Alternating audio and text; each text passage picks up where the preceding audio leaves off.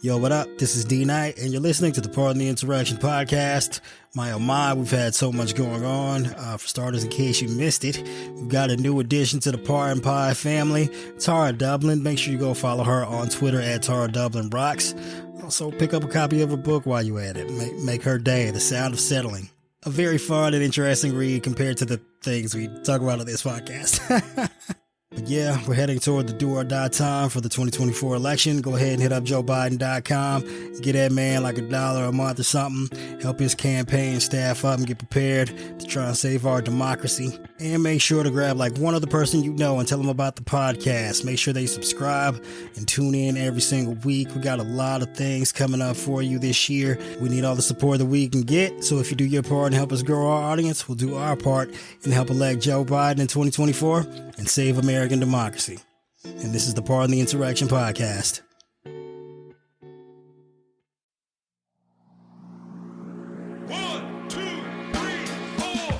Hey, this is D Knight. This is Carol. This is Ty. And you're listening to the Pardon the Insurrection podcast. So, former White House Communications Director Alyssa Farah Griffin, also Defense Against the Dark arch teacher from a previous era. Huh. Do either one of y'all get that Harry Potter joke? Yeah, but I tuned out for a second. Who were we talking about? I know Harry Potter. I know the dark arts professor. Alyssa Farah, she former communications director. You know that the thing. Now it makes perfect sense. Now that I'm looking at the notes. Okay, the comms director. Totally checks out. That was one of them positions during the Trump administration where it was like a different person every fucking 6 months. It was Harry Potter joke. All right, yeah, I'm a fucking dork.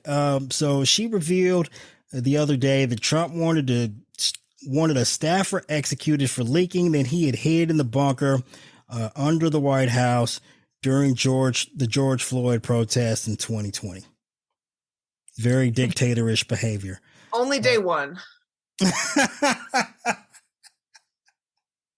That's going to be the longest fucking day ever. Yeah, it will last for the rest of our lives. Well, I mean, George Bush, he changed time. So, what? When he moved daylight savings time, like 2 weeks later. He moved it further into the winter one year. I remember I was suddenly I didn't get an extra hour out for Halloween party. Yeah, and then it happened. Halloween, he probably did it to spite his teenage daughters. No, it happened. It was just later in November is what ended up happening. And my dad said it was bullshit because if the clocks don't reset till 2 a.m. and my curfew was 1, so coming back at the new 1 didn't count because I was already an hour late.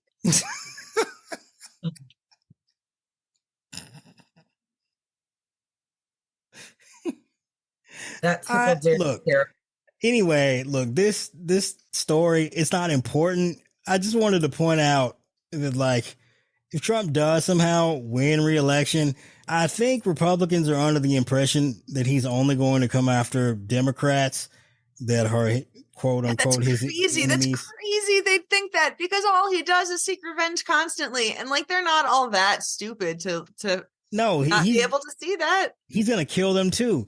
Like he's gonna do some insane shit, and if they don't sign up for it, he's gonna purge the party like Hitler did.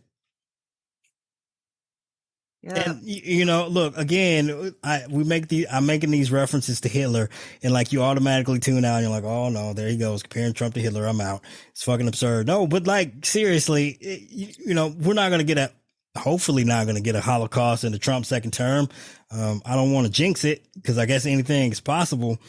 But like the first thing Hitler did when he was elected chancellor was he didn't go after his political enemies outside the party. No. The first thing he did, he just murdered everyone in the party who was in opposition from within. Is greater than the threat from without. Isn't that what he said 2 weeks ago? Something like that. It's so difficult to remember exactly what he said any given time because it's all been so fucking crazy.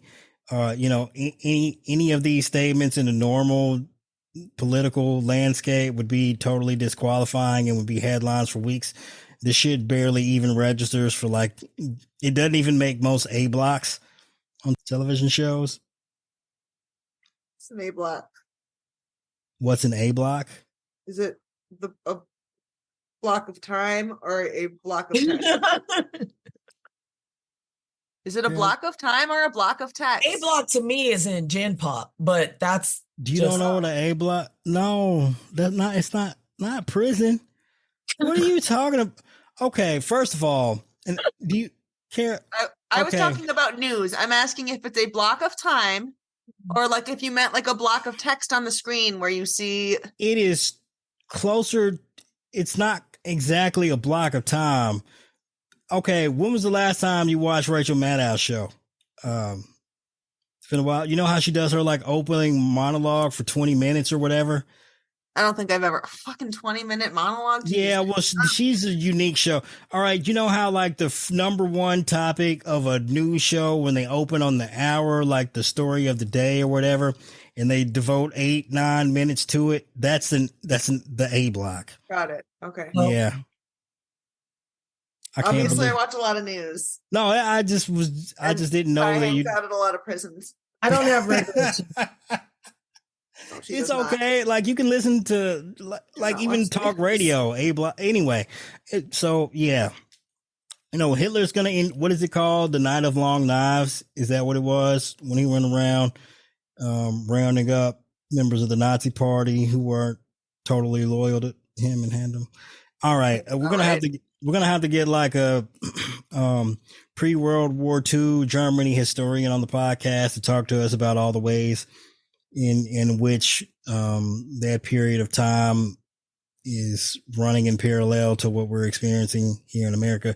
Because I'm not an expert. I mean, I've read a couple books and watched look, anyway, we've all seen like documentaries and all kinds of fucking movies. But yeah, Hitler was like, now that I'm in power, I got to eliminate all the people who could possibly remove. They're an obstacle to me staying chancellor. So Night of Long Knives, he had his loyalists round up his competition and execute them. And then he went fucking buck wild from there. So that's what Trump is going to do. Anyway, continuing on, and I like the transition from there is fucking horrific. Like Trump's going to round up all the Republicans and kill them. All right, on to the next topic. Not going to win. That's one thing I just killing me about the reporting. I mean, I guess you said they were mentioning positive polls this week, but just how much I've seen it as an inevitability. Like, come on. Okay. Well, I'm not under the impression, and nor am I trying to influence anyone to believe that Trump is going to win. Not you. I'm not talking about you. And I feel like I don't say this enough, though. But like, my point has always been that Biden kicked Trump's ass. Well, first of all, Hillary got more votes than Trump in 2016, and everyone pretends like that didn't happen, including Republicans. And then Biden got even more votes than Trump in 2020. And so in all likelihood, like given that Trump hasn't done anything to try and win over the people who didn't vote for him, if we turn out to vote in 2024, he's going to lose. But like, just in case you didn't understand what the stakes for, we're trying to make it clear for you. And that's where I'm coming from by like trying that's to. That's where you're coming from. But I see a lot. Like I saw a headline was like, is a Trump dictatorship inevitable? I'm like, well, if he wins, yeah, probably is. Unless a fucking heart attack. But... Welcome back, Ty. All right. But yes, if he wins, I totally agree. Oversharing. No one knows you went to pee. Well, now they do. Thanks, Ty. All right. Man, that chicken spaghetti was good. I actually feel like I'm going to eat some more. All right, man. Don't make me hungry. Okay. Look at my face. Do I look slimmer? Okay, I've had 4 people in 2 weeks say, you've lost weight. It's hard to tell on Zoom, really. I mean, I didn't the boobs notice because I aim the camera down a little bit and we'll tell you if you look slimmer or not. Like you do look slimmer. Do I? Yeah, your boobs don't look any slimmer, but like the rest of you looks kind of, it looks pretty small. Yeah, if you've been on a diet or something, no, that's Just working out impossible. all the Because time. every time I see your Instagram, it's some fucking gigantic meal where I'm like, damn, she ate enough for 3 people. Where did it all go? I don't eat all of that. That's plating. It usually is going to my kids. Okay, But fair enough. no, I ran into my friend Ben Juan. I hadn't seen him in ages. And then he goes, damn, you lost weight. You look really skinny. You look great. And I'm like, thanks, Ben. And then the first 5 times were great, but time 6 through 29 Then it was starts to like, get like I'm like, weird. okay, I get it. Like, was Yeah. I a fucking whale before? Like, what the fuck? No, you Adolfo know, you weren't, you've never been big or Well, then Adolfo said it when we went to Emily's for our Friendsgiving. And then Liz said it at Third Hole when I walk in. She goes, girl, have you lost weight? Like, you can see it. And then my friend at the gym, Margaret, my gym friend. And I saw her when Dave and I were working out, and she was leaving, and she goes, wow, you've lost weight. You look great.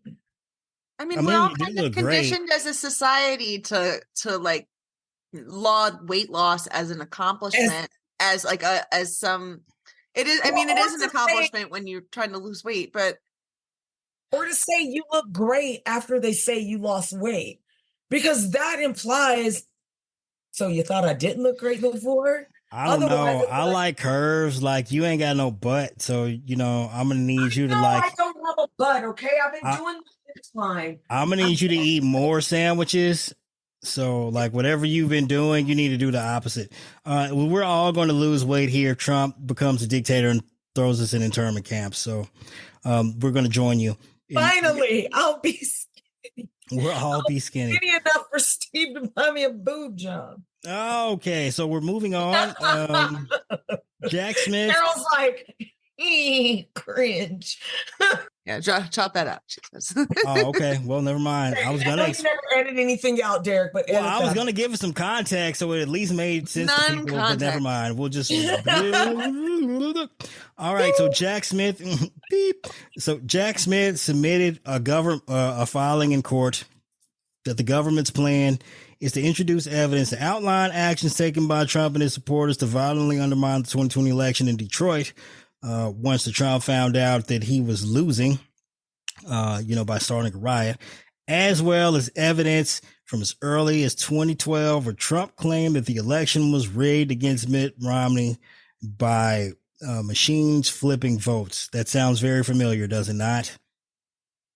Sure so does. Skynet was voting against, was going against Romney.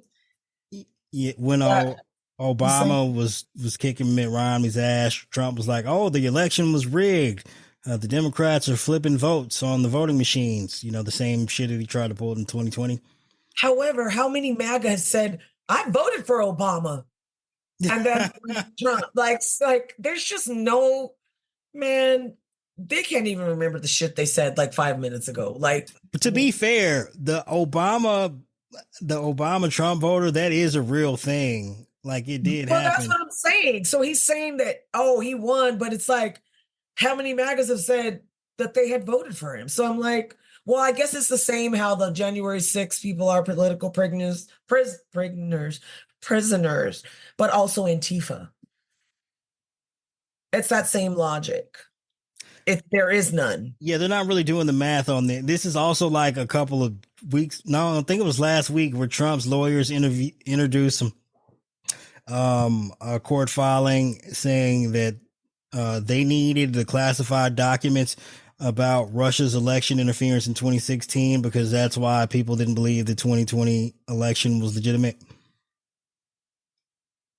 That's insane. Yes, I know. We just sick of this dude, man. You and me both. I was like, I don't understand. And then was it that he recently said that even though they ruled against him, he's just going to move forward like they didn't rule against him? Yeah, he's like, well... It's like, what the fuck is that? Like, well, I'm filing an appeal, so I'm just going to pretend like everything having to do with this court trial has stayed until after the appeal. Like he's the judge or something. It was fucking bananas. Like, I don't think his lawyers are going to get sanctioned before he even makes it to trial. if they try and pull some shit like this. Like, it's one thing for Trump to do it, but like for his lawyers to put it in a fucking court filing. Are you taking a selfie? No.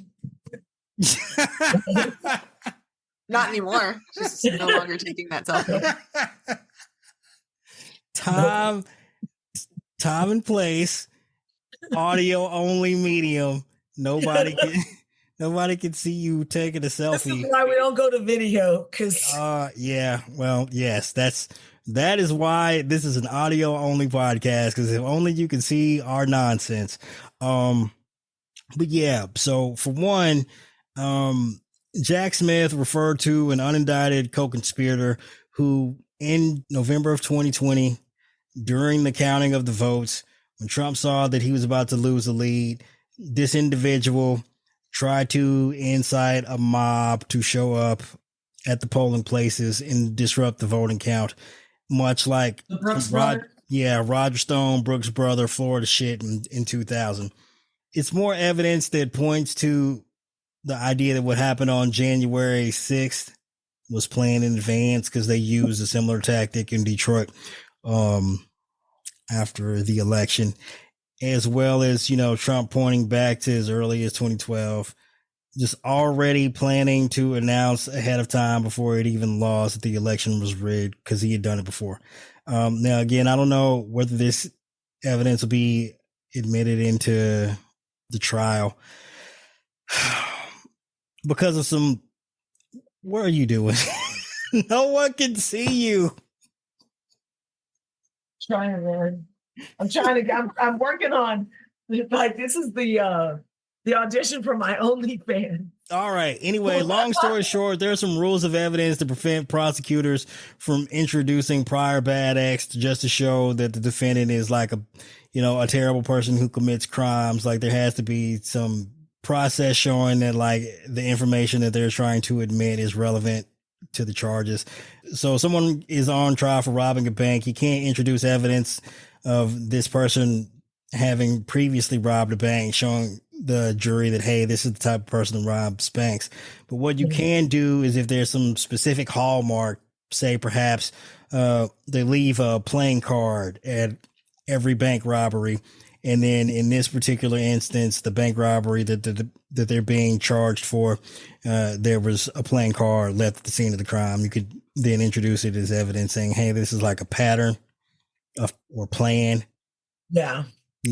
Anyway, so I think we're just only seeing the tip of the iceberg of the evidence Jack Smith is going to present at trial. And I don't think we talked about this on the podcast, but he's made it clear in filings that, like, in South Florida, that he's going to show in court that he knows or will be able to prove exactly why Trump took the classified documents. And he's also presented in court filings in D.C. that he's going to prove beyond a reasonable doubt that, Trump's motivation for the attack on the Capitol on January 6th. And, like, to just, like, blatantly come out and say that, man, dude's got to have some cards up his sleeve. Oh, for sure. I mean, the guy was the prosecutor at The Hague. He's no fucking slouch, and he knows what he's doing. Like, zero doubt. He knows what treason is. He knows what espionage is, and he knows full well. But he also knows, I think that he is deliberately not pushing, because he's just letting Judge Cannon, release the rope for her own hanging. Like, I think he's just, but I wish he had been brought in earlier. Like, I do, and had more time. I don't know what the fuck Garland was, but whatever. We'll talk about that another day. It's not that Garland wasn't doing anything, but it's the fact that Trump announced his candidacy for the presidency in the November of. Yeah. He waited until immediately after the midterms to announce he was running for president, and just because of the special counsel regulations, supposedly to prevent an appearance of a conflict of interest of having Biden potentially prosecute or even investigate his political opponent. That's why Garland brought in Jack Smith. But it's not that he wasn't doing anything. It's just that a the investigation was going on behind the scenes. And then another thing, like people think Jack Smith came in and the media was like, all right, let's prosecute Trump. But actually what happened is there was an extra delay of a couple of months because Jack Smith wanted to go over every bit of evidence that was collected in the investigation before moving forward with any kind of prosecutorial decision. So, I mean, we might could have shaved a month off these fucking indictments if Trump hadn't announced super fucking early. But anyway, we'll save that conversation for another time. All right, it's time for our Shithole of the Week award, our patented award every week where we nominate a person in politics. And even though there are so many men and mostly men who deserve it, we can't repeat. There's women too. Oh, I got one. And there was that bitch from Bitches for Bigotry, Heifers for Hitler. Oh, Moms for Hitler. Moms for Liberty, the Ziegler wife. The Twats for Three Ways. Yeah, Moms for Menages. I like that one. Yeah, that was a good one. Came up with that one myself. Patting myself on the back here. But yeah, so one individual in politics or news in general that we feel like has done an exceptional job of being a shithole. And if you're not familiar with where we got that term, it was when Trump referred to a number of countries in Africa in poor taste. But this week I nominate Philip Grillo. You may not know who that is, but that is a Republican who's running for the seat that was vacated by George Santos here recently. Once he was removed from Congress last week. And it's vacated is it has such an implication that it was voluntary. Yeah, it was a very passive choice of words there. Just to be clear, he was expelled. Yeah, with 2/3 vote. But now he can live his best queen life, like because he has been extra bitchy. Well, since he doesn't have anything to do, we might offer him the opportunity to become the fourth co-host on the podcast. But no, Grillo is running for the seat that's now available now that Santos has been expelled. But Philip Grillo was just convicted on charges of obstructing an official proceeding on January 6th and sentenced to 11 years. I feel like it goes without saying that, hey, you tried to overthrow the fucking government and now you're running for Congress.